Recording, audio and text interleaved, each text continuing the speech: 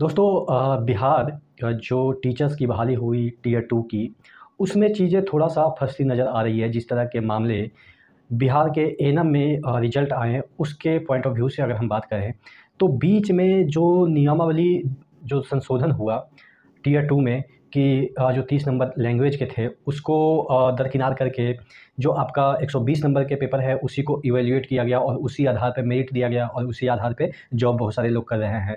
तो एक आधार बना इधर 2-3 दिन पहले, 4 दिन पहले एक जो है वो रिज़ल्ट आया एनम का, जिसमें कि सरकार ने क्या किया कि जो नियमावली है, उसमें संशोधन किया था।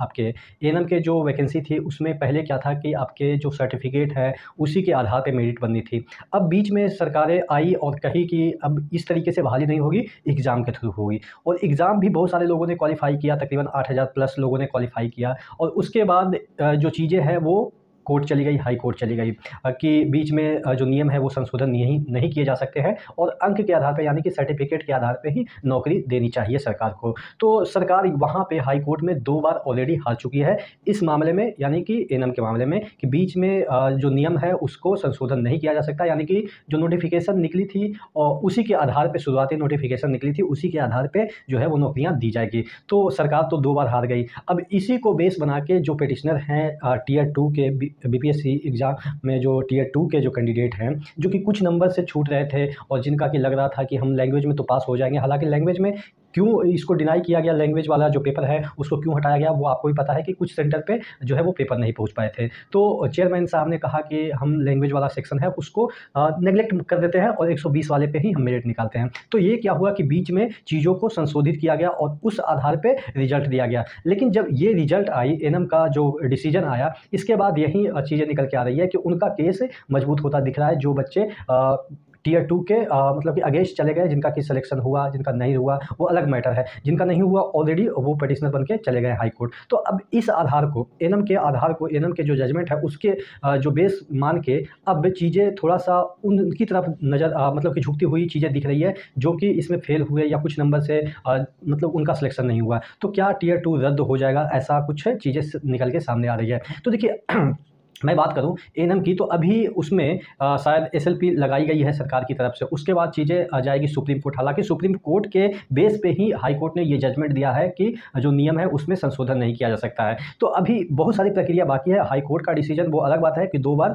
एनम जो अंक के आधार पे है उनके पक्ष में आया है, लेकिन अभी चीज़ें थोड़ा-सा लंबा खींचेगी और अगर फाइनली सुप्रीम कोर्ट भी ये मान लेती है कि बीच में जो नियम है उसमें संशोधन नहीं किया जा सकता और पहले के नियम है उसी के आधार पे जॉब दी जाएगी, तो मुझे जहाँ तक लग रहा है कि ये जो बीपीएससी टियर 2 है उस पे भी इफ़ेक्ट पड़ेगा। तो क्या जो बच्चे जॉब कर रहे हैं उनको निकाल दिया जाएगा? तो ऐसा नहीं है। अगर वो लैंग्वेज का भी पेपर दिए हैं और लैंग्वेज का पेपर बाद में इवैल्यूएट किया जाएगा, सुप्रीम कोर्ट का अगर निर्णय आती है, तो उसमें अगर वो क्वालीफाई नहीं करते हैं तब जाके प्रभाव पड़ सकता है। जैसा कि आपको पता है कि बंगाल में 25,000 जो टीचर्स हैं उस पे प्रभाव पड़ा। कई सालों से वो नौकरी कर रहे हैं, अब जाके प्रभाव पड़ा है कि अब उनका नौकरी खत्म हो जाएगी और पैसे की वसूली भी हो जाएगी। तो कुछ भी कहना अभी जल्दबाजी होगा। अभी भी कम से कम तो मुझे लग रहा है कि एनम के ही केस में कम से कम तो 4-5 महीना और खींचेंगे। उसके बाद सुप्रीम कोर्ट का क्या निर्णय आती है, उसके बाद हो सकता है कि इसमें बीपीएससी टियर 2 के भी जो एग्ज़ाम है, जो सिलेक्शन लेके अभी टीचिंग जॉब कर रहे हैं, बिहार सरकार की सेवा कर रहे हैं, उसमें भी मुझे लग रहा है कुछ ना कुछ इफ़ेक्ट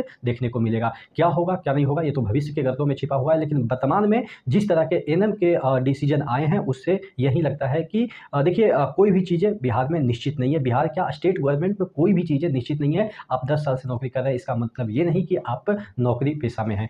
चूँकि जिस तरीके के कोर्ट के डिसीजन आ रहे हैं, सरकार के रवैये हैं, सरकार बीच में कुछ और कर देती है, कोर्ट कुछ और कहती है और बीच में बच्चे फँस जाते हैं। वो मैं इस बात पे एग्री करता हूँ कि बच्चे जो पढ़ने वाले हैं वो सफ़र कर रहे हैं। चूँकि देखिए एनम में भी क्या हुआ ना कि 8000 जो लड़कियाँ थी, वो तो पढ़ के क्वालीफ़ाई हुई। अब उनको जॉब नहीं मिल रहा है, किनको जॉब मिल रहा है? जो सर्टिफ़िकेट के नंबर जिनका है, उसके आधार पे उनको जॉब दिया जा रहा है। तो जो बच्चे पढ़ के क्वालीफ़ाई किए, वो तो सफ़र कर रहे हैं। उसी तरीके से एनम में जिस तरीके से 8000 प्लस जो बच्चे सफ़र कर रहे हैं, कोर्ट के डिसीजन के बाद, आप समझ सकते हैं, ये सरकार का डिसीजन नहीं है। हालाँकि सरकार ने गलतियाँ की हैं, लेकिन कोर्ट के डिसीजन के बाद अगर पढ़ने वाले बच्चे परेशान हो रहे हैं, तो ये चीज़ें आपके बीपीएससी टियर 2 पे भी लागू हो जाएगी कि वहाँ पे भी पढ़ के जो बच्चे सिलेक्शन लिए हैं, टीचिंग जॉब कर रहे हैं, हो सकता है कि भविष्य में उनके साथ भी इस तरह की चीज़ें कोर्ट के डिसीजन के कारण हो सके। आप क्या सोचते हैं नीचे कमेंट बॉक्स में कमेंट करके ज़रूर बताइएगा। नेक्स्ट वीडियो में मिलते हैं, तब तक के लिए जय हिंद।